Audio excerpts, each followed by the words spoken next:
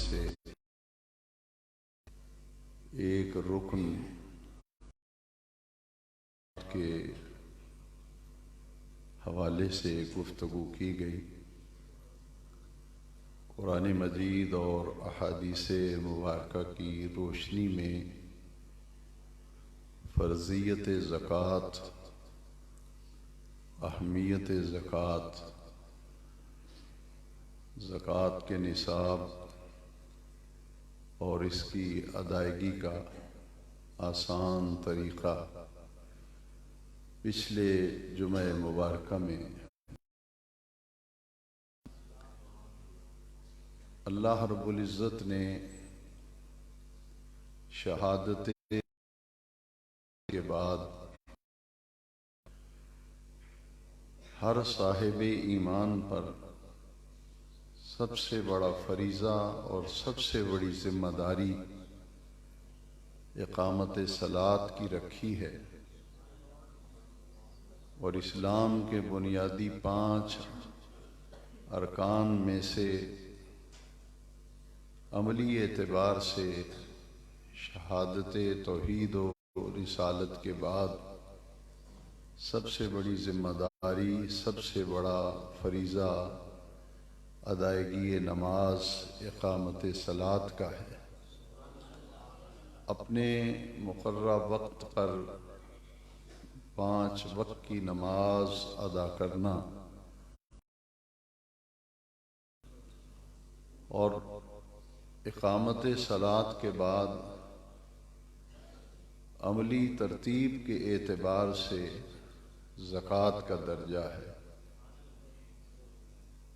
اور زکوٰۃ کے ساتھ عشر کا لفظ آپ سنتے ہیں۔ زمین سے اگنے والی ہر جنس میں عشر کہتے ہیں۔ زکوٰۃ اعمال کے حساب و کتاب کے بعد 40واں حصہ زکوٰۃ نکالی جاتی ہے، اور زمین کی پیداوار پر بھی زکوٰۃ ہے، لیکن اس زکوٰۃ کو عشر کے نام سے تعبیر کیا جاتا ہے۔ زکوٰۃ 2.5% دی جائے گی، اور عشر کی ترتیب قرآن مجید میں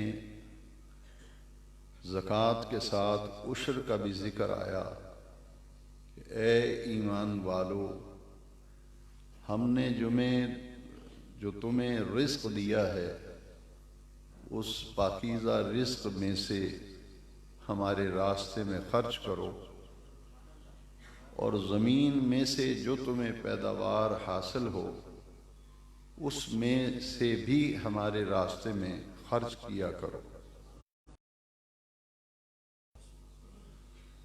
زرعی زمین سے پیدا ہونے والی تمام اجناس پر، یہاں تک کہ جو چارہ اگتا ہے اس پر بھی، ہر پیدا ہونے والی جنس پر، پیداوار پر عشر نکالا جاتا ہے۔ جو زکوٰۃ دی جاتی ہے اسے عشر کہا جاتا ہے،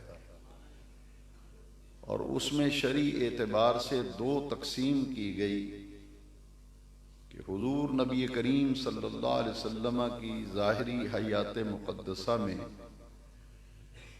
زمین کی سیرابی کے 2 ہی ذریعے تھے، یا بارش کا پانی یا چشموں کا پانی۔ زمین کو اگر قدرتی ذرائع سے سیراب کیا جائے، جیسے بارانی زمینیں جو ہیں، بارش کا پانی تالاب میں جمع کر لیا جاتا تھا، وہ ندی کے ذریعے اور نالوں کے ذریعے زمینوں تک پہنچایا جاتا تھا۔ ایسی زمین کو بارانی زمین کہا جاتا ہے، یعنی ایسی زمین جس کو پانی دینے پر کاشتکار کا، زمیندار کا کوئی خرچہ نہ آئے، سیراب کرنے پر کوئی خرچ نہ ہو۔ قدرتی ذرائع سے پانی سے سیرابی کی جائے، چشموں کا پانی جسے تالاب اور حوض میں محفوظ کر کے زمینوں کو سیراب کیا جاتا تھا، ایسی زمین کی پیداوار پر 10واں حصہ جو ہے وہ دیا جائے گا، اور ایسی زمینیں انہیں پانی خرید کر زمینوں کو سیراب کیا جائے، جیسے کہ آج ہمارے دور میں نہروں کے پانی پر زمیندار لگان دیتا ہے، یا ٹیوب ویل کے ذریعے زمین کو سیراب کرتے ہیں، کنویں کے ذریعے پانی کو زمین کو سیراب کرتے ہیں، تو زمینوں تک اس پانی کو پہنچانے پر خرچہ آتا ہے۔ ایسی زمینیں جن کو سیراب کرنے کے لیے پانی لگانے پر خرچ آتا ہو تو اس کو چاہی زمین کہتے ہیں، اور جو قدرتی ذرائع سے مفت میں زمینیں سیراب ہوں، زمین کو پانی دینے کے لیے خرچہ نہ آئے، انہیں بارانی زمین کہتے ہیں، اور پانی دینے پر اگر خرچہ آئے تو اس زمین کو پھر چاہی زمین کہتے ہیں۔ اب مسئلہ یہ ہو گیا کہ شرعی اعتبار سے بارانی زمین پر پانی کی سیرابی پر خرچہ نہیں آ رہا، اس لیے 10واں حصہ دیا جائے گا، اور اگر پانی لگانے پہ خرچہ آ رہا ہے تو پھر 20واں حصہ جو ہے وہ زکوٰۃ دی جائے گی، نام اس کا بھی عشری ہوگا۔ 100 میں سے 5 روپے یہ 20واں حصہ بنے گا، 10واں حصہ 100 میں سے 10، تو یہ تقسیم سے ہے۔ جو شخص اپنی زمین کا عشر نہیں دیتا، پیداوار کی زکوٰۃ نہیں نکالتا، عشر نہیں دیتا، اس کے لیے اس زمین کی آمدن کا کھانا جو ہے شرعی اعتبار سے پھر حلال نہیں رہتا۔ پچھلے جمعہ مبارکہ میں زکوٰۃ کی اہمیت و فرضیت اور نہ دینے پر جو عذاب دیا جائے گا اس پر قرآن مجید کی روشنی میں عرض کیا گیا تھا۔ البتہ زکوٰۃ کی ادائیگی کی جو آسان صورتیں ہیں وہ پچھلے جمعے میں نے عرض کی کہ پورا سال اگر زکوٰۃ نکالتے رہیں اور ساتھ لکھتے جائیں، اور جب آپ نے زکوٰۃ نکالنی ہے وہ مہینہ آپ مقرر کر لیں، اس سے پہلے زکوٰۃ دینا زیادہ درجہ، زیادہ فضیلت یہ ہے کہ وہ تاریخ اور وہ دن، وہ مہینہ آنے سے پہلے زکوٰۃ نکال دی جائے، حساب اس دن کر لیا جائے جس دن آپ نے تاریخ ہوئی ہے۔ تو زکوٰۃ کا یہ آسان طریقہ ہے کہ جب بھی کوئی مستحق ملے تو اس پر خرچ کر دیا جائے اور ساتھ وہ لکھ لیا جائے۔ یکمشت زکوٰۃ کی ادائیگی یا اس طرح تقسیم کرتے رہیں، زکوٰۃ دیتے رہیں، شرعی اعتبار سے یہ دونوں طریقے درست ہیں، اور اس میں زکوٰۃ ادا کرنے والے کو آسانی بھی رہتی ہے۔ پچھلے جمعے میں نے عرض کیا تھا کہ زکوٰۃ کے مستحقین میں سے سب سے اول درجہ جو ہے وہ آپ کے قریبی رشتہ داروں کا ہے، اور پھر پڑوسی ہیں، پھر گلی میں رہنے والے ہیں، پھر اہل محلہ ہیں۔ رشتہ داروں کو، جان پہچان والوں کو اگر زکوٰۃ دی جائے تو عمومی طور پر یہ ذہن میں خیال آتا ہے کہ ممکن ہے، ہو سکتا ہے وہ زکوٰۃ لینے سے انکار کر دے کہ میں زکوٰۃ نہیں لیتا۔ شریعت مطہرہ میں یہ اصول دیا گیا کہ زکوٰۃ دینے والا جب زکوٰۃ دیتا ہے اور اسے یقین ہے کہ جسے میں زکوٰۃ دے رہا ہوں یہ مستحق ہے زکوٰۃ کا، تو اس کو بتانا ضروری نہیں ہوتا کہ یہ زکوٰۃ کی رقم ہے۔ بتانا ضروری تاکہ اس کی عزت نفس مجروح نہ ہو، اس کی معاونت، اس کی مدد، تعاون یا بطور تحفہ اسے آپ زکوٰۃ کی رقم دے سکتے ہیں۔ البتہ دینے والے کی جب کہ میں زکوٰۃ دے رہا ہوں تو نیت کرتے وقت ہی اس کا زکوٰۃ کا عمل اللہ کی بارگاہ میں قبول ہو جاتا ہے۔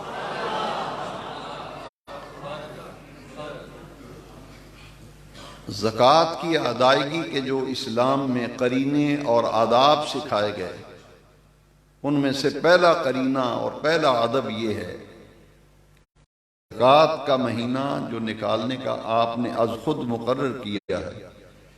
جیسا کہ کچھ لوگ رجب میں زکوٰۃ نکالتے ہیں، کچھ لوگ رمضان میں زکوٰۃ نکالتے ہیں، تو جو بھی آپ نے مہینہ مقرر کیا ہے اس کا انتظار کیے بغیر آپ زکوٰۃ نکال دیں، حساب اس دن کر لیں جو زکوٰۃ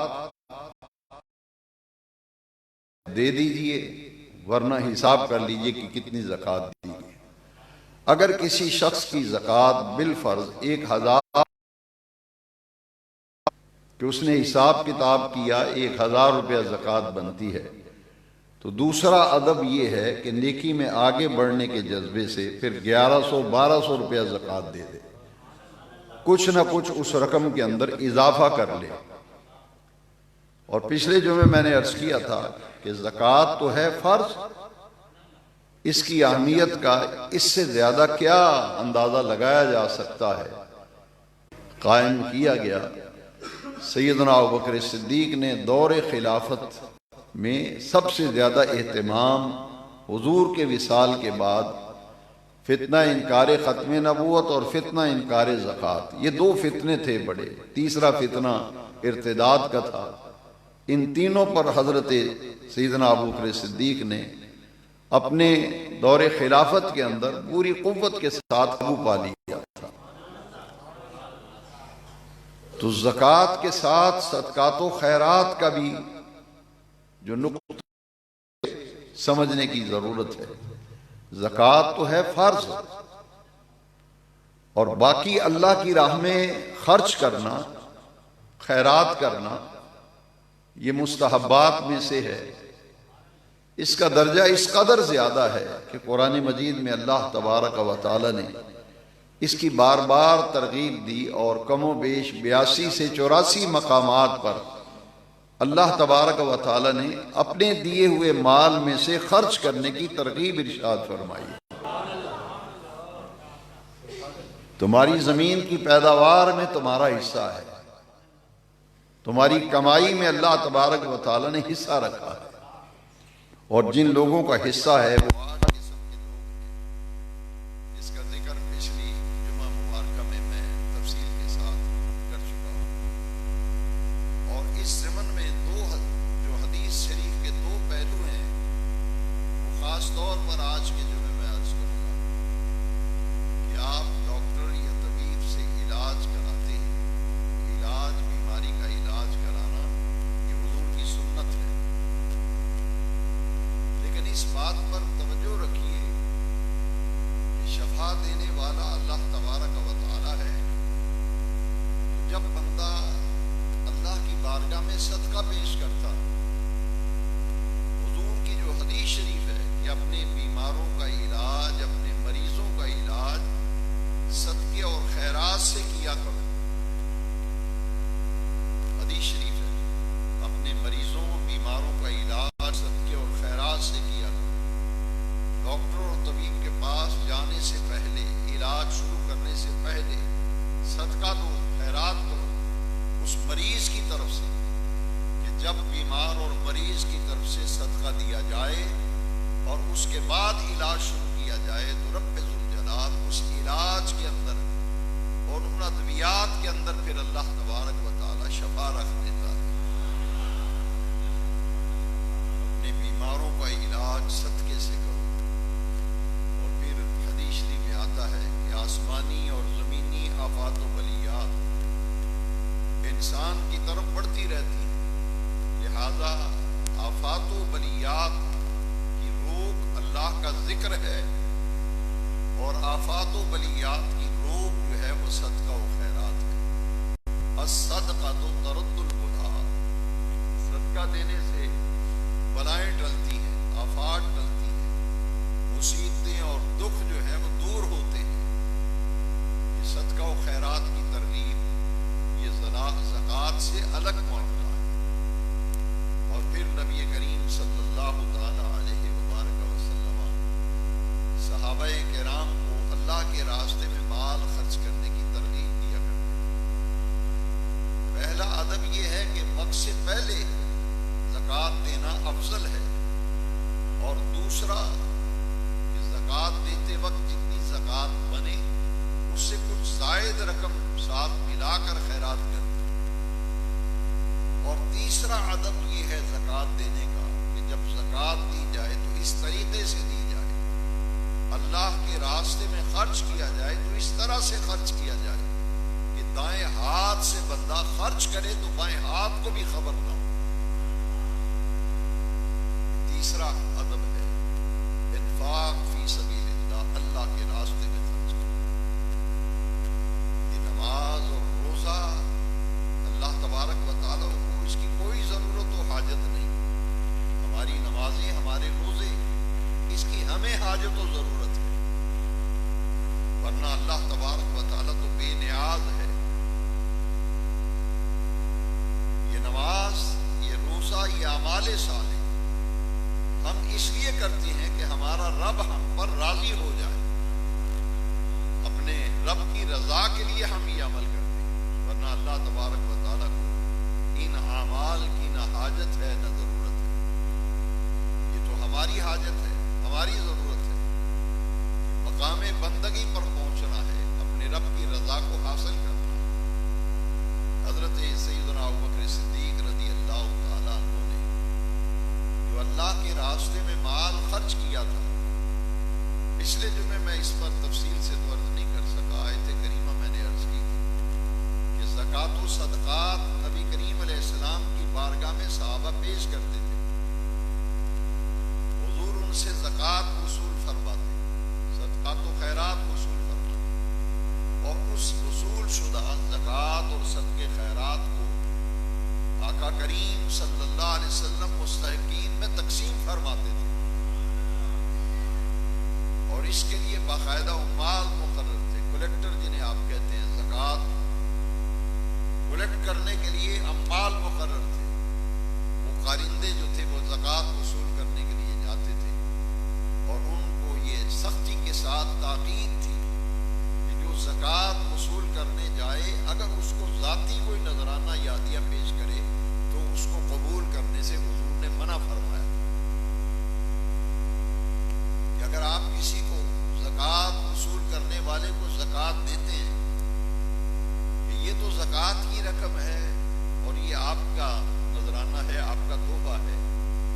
جو زکوٰۃ جمع کرنے پر مامور ہوتے ہیں، جن کو بیت المال سے وظیفہ ملتا ہے کہ جاؤ زکوٰۃ وصول کرو، ان کے لیے وہ نذرانہ وصول کرنا شرعی اعتبار سے پھر جائز نہیں رہتا، کیونکہ ان کو تنخواہ مل رہی ہے، ان کی ادائیگی ہو رہی ہے. اب ساری کی ساری زکوٰۃ جو ہے حضور نبی کریم علیہ السلام کی بارگاہ میں جمع ہوتی، پھر حضور اسے جہاں جہاں ضرورت ہوتی نبی کریم علیہ السلام اسے خرچ فرماتے. اور آیت کریمہ پچھلے جمعے میں قرآن مجید کی روشنی میں یہ عرض کر چکا ہوں، خذ من اموالہم صدقۃ، کہ محبوب صلی اللہ علیہ وسلم ان سے مال قبول کیجیے.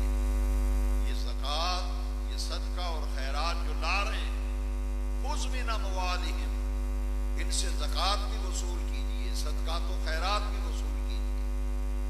خذ من اموالہم صدقۃ، اور اگلے لفظ قرآن مجید کی آیت کے قابل کہ محبوب ان سے وصول کیجیے، وَتُطَهِّرْهُمْ، اور انہیں پاک کیجیے، وَصَلِّ عَلَيْهِمْ، اور ان کے لیے دعا فرمائیے. ان کے لیے إِنَّ صَلَاتَكَ سَكَنٌ لَهُمْ، ان زکوٰۃ دینے والوں، صدقہ و خیرات کرنے والوں کے حق میں جب آپ دعا فرمائیں گے تو آپ کا دعا فرمانا ان کے لیے طمانیت قلب اور سکون قلب کا ذریعہ بنے گا۔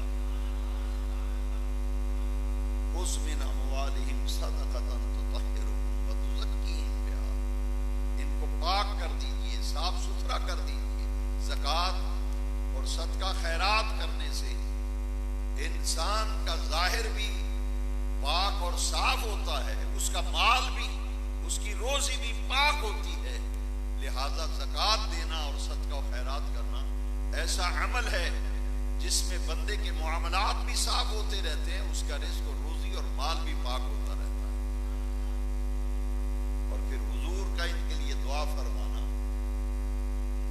ایک صحابی نے جب زکوٰۃ دی تو نبی کریم علیہ السلام نے ہاتھ اٹھا کر اس کے لیے، اس کی ساری اولاد کے لیے حضور نے دعا فرمائی کہ باری تعالیٰ اس نے زکوٰۃ دی ہے، اس کا زکوٰۃ کا عمل قبول فرما۔ وصلی علیہم، یہاں صلاۃ کا معنی دعا ہے۔ وصلی علیہم، یا اللہ ان پر اپنی رحمتیں نازل فرما۔ تو وہ زکوٰۃ اور صدقہ کرنے والوں کے لیے نبی کریم علیہ السلام نے دعا فرمائی۔ حضرت سید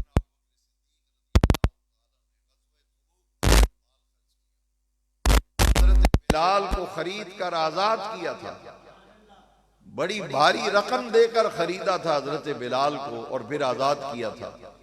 غزوہ تبوک میں لشکر اسرت کی کفالت کی تھی، تو حضرت سیدنا صدیق اکبر کے اس مال خرچ کرنے پر اللہ تبارک و تعالی نے فرمایا وَسَيُجَنَّبُهَا الْأَتْقَى الَّذِي يُؤْتِي مَالَهُ يَتَزَكَّىٰ، کہ ابو بکر صدیق جو مال خرچ کرتا ہے اللہ کے راستے میں، یہ کیوں خرچ کرتے ہیں؟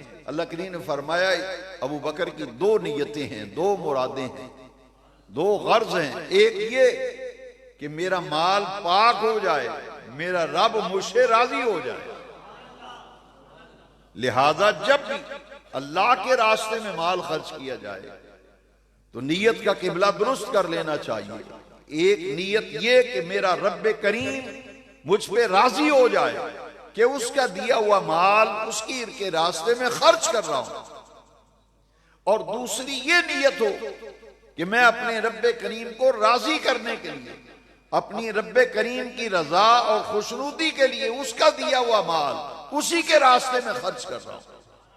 یہ دو نیتیں جب لے کر بندہ اللہ کے راستے میں اس کا دیا ہوا مال خرچ کرتا ہے، وَسَيُجَنَّبُهَا الْأَتْقَىٰ، وہ سب سے بڑا متقی اور پرہیزگار۔ حضور کی ساری امت میں قرآن نے اتقا کا لفظ استعمال کیا تو ابو بکر صدیق کے لیے کہ پوری امت میں سب سے بڑا صاحب تقوی اگر کوئی ہے تو ابو بکر صدیق۔ معلوم یہ ہوا کہ اللہ تعالیٰ کا دیا ہوا مال اس کے راستے میں خرچ کیا جائے تو اس سے تقوی بھی ملتا ہے، روزی بھی پاک ہوتی ہے، معاملات بھی صاف ہوتے ہیں، بیماروں کا علاج صدقے سے، آفات و بلیات کو ٹالنے کے لیے صدقہ و خیرات۔ حضرت سیدنا علی المرتضیٰ شیر خدا کرم اللہ تعالی وجہ کریم، آپ فرماتے ہیں کہ ہر روز صدقہ دیا کرو، ہر روز صدقہ دیا کرو، اگرچہ ایک چپاتی کا چوتھا حصہ صدقہ کرو۔ ایک روٹی، ایک چپاتی، اس کے 3 ٹکڑے گھر میں رکھ لو، ایک ٹکڑا اللہ کے راستے میں دے دو۔ یہ مثال دے کے بات سمجھائی کہ ہر روز صدقہ دینا چاہیے، اللہ کے راستے میں مال خرچ کرنا چاہیے، کیونکہ قرآن مجید میں 82 سے 84 مقامات پر انفاق فی سبیل اللہ کا ذکر آیا ہے۔ زکوٰۃ، صدقے، خیرات اللہ کے راستے میں خرچ کرو، اور اس میں یہ نقطہ بیان فرمایا گیا سورہ بقرہ کے آغاز میں، متقین کی صفات میں اور خوبیوں میں سے ایک خوبی یہ بیان کی گئی وَمِمَّا رَزَقْنَاهُمْ يُنْفِقُونَ، کہ اس میں سے جو ہم نے انہیں رزق دیا ہے، ہم نے جو انہیں مال دیا ہے، یہ ہمارا دیا ہوا مال ہمارے راستے میں خرچ کرتے ہیں۔ پیسہ خرچ کرنا یقیناً صدقہ ہے، لیکن یہ حدیث شریف غور سے سن لیجئے، کسی مسلمان بھائی کو مسکرا کر ملاقات کرنا حدیث شریف میں اسے بھی صدقہ کہا گیا۔ یعنی بلند اخلاق، اعلی اخلاق کا مالک ہونا۔ حضور نے فرمایا بعثت معلما بعثت لأتمم مکارم الاخلاق، اللہ کریم نے مجھے اچھے اخلاق کی تعلیم کے لیے اور تکمیل کے لیے ہمیں بھیجا ہے۔ تو میرے آقا کریم کی تعلیمات میں سے اخلاق کی اہمیت کو جب اجاگر کیا گیا تو فرمایا جو مسلمان بھائی کو مسکرا کر ملے گا، ملاقات کرے گا، خندہ پیشانی سے ملے گا، اس کو بھی صدقے کا ثواب ملے گا۔ گلی میں جاتے ہوئے راستے میں کوئی ایسی چیز پڑی ہے، مثال کے طور پر پتھر پڑا ہے، اینٹ پڑی ہے، گزرنے والے کو ٹھوکر لگے گی، گر پڑے گا۔ کوئی ایسی چیز پڑی ہے جس سے گزرنے والے کو اذیت ہوگی یا اس کو تکلیف پہنچنے کا اندیشہ ہے، تو اذیت دینے والی چیز کو راستے سے ہٹانا، نبی کریم علیہ السلام نے فرمایا یہ بھی صدقہ ہے۔ آپ اپنے بیوی بچوں پر جو خرچ کرتے ہیں یہ تو ذمہ داری ہے نا، بیوی ہے، بچے ہیں، ان پہ خرچ کرنا چاہیے، لیکن قربان جائیں دین کی تعلیم پہ۔ ہمارا دین یہ کہتا ہے کہ جو شخص اپنی اولاد پر، اپنی بیوی پر، اپنے ملازمین پر، نوکروں پر، خادموں پر جو خرچ کرتا ہے، ان کی ضروریات کو پورا کرتا ہے، اس کو بھی اللہ تبارک و تعالی صدقے کا ثواب عطا فرماتا ہے۔ اس کا مفہوم بہت وسیع ہے صدقے کا۔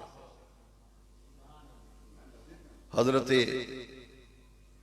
علی المرتضیٰ شیر خدا کرم اللہ تعالی وجہ کریم، آپ کا یہی طریقہ تھا کہ گھر میں کھانا پکا ہوا ہے، اگر سائل دروازے پہ آتا ہے، افطاری کا سامان پڑا ہوا ہے دسترخوان پہ، سائل دروازے پہ دستک دیتا ہے، خود پانی سے روزہ افطار کرتے ہیں، افطاری کا سامان اٹھا کر کے سائل کو دے دیتے ہیں۔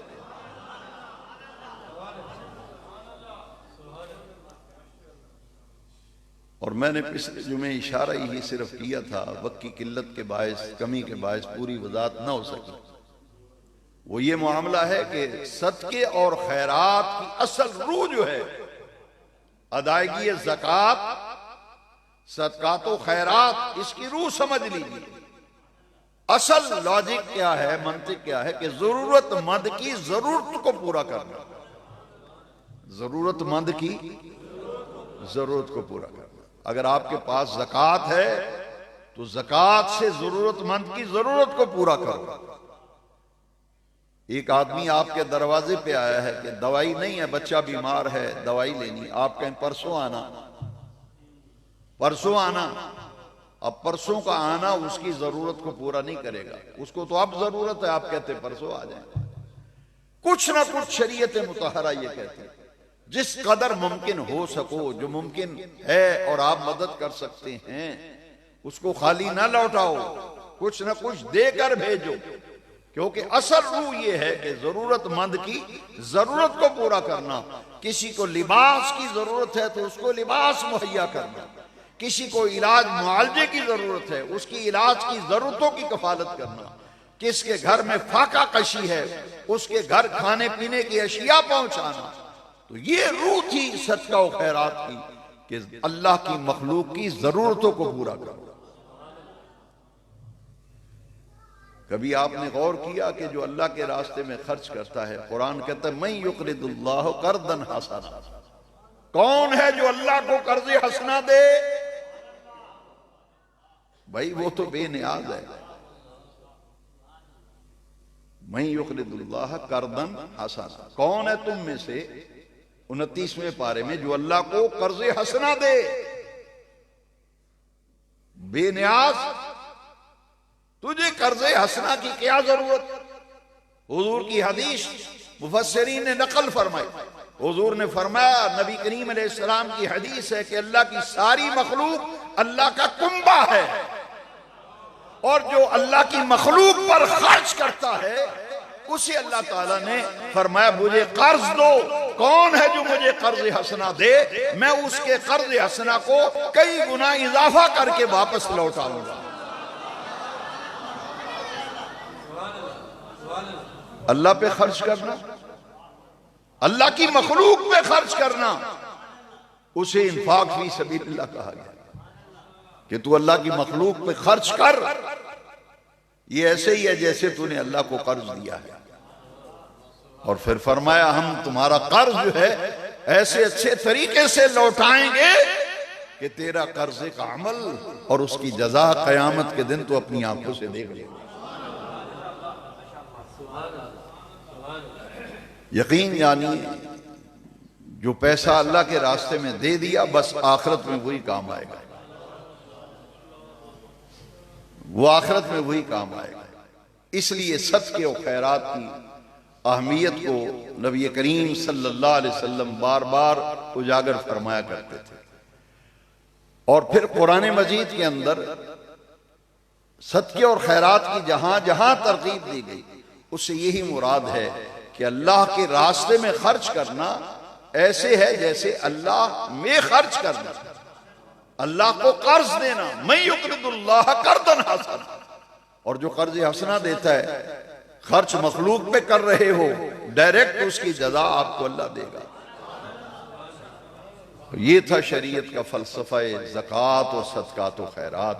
پھر حضور نے فرمایا کہ جو بندہ میرے امت میں سے کسی کی ضرورت کو پورا کرتا ہے، من کان فی حاجت اخیہ کان اللہ فی حاجتہ، جو کسی بندے کی ضرورتوں کو پورا کرتا ہے اللہ تبارک و تعالی اس کی ضرورتوں کو پورا کرتا ہے،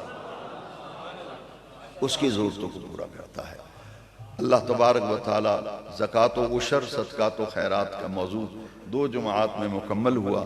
اللہ تبارک و تعالی ہمیں زکوٰۃ پابندی سے دینے اور موقع بموقع اللہ کے راستے میں خرچ کرنے کی اللہ کریم ہمیں توفیق دے۔ وآخر دعوانا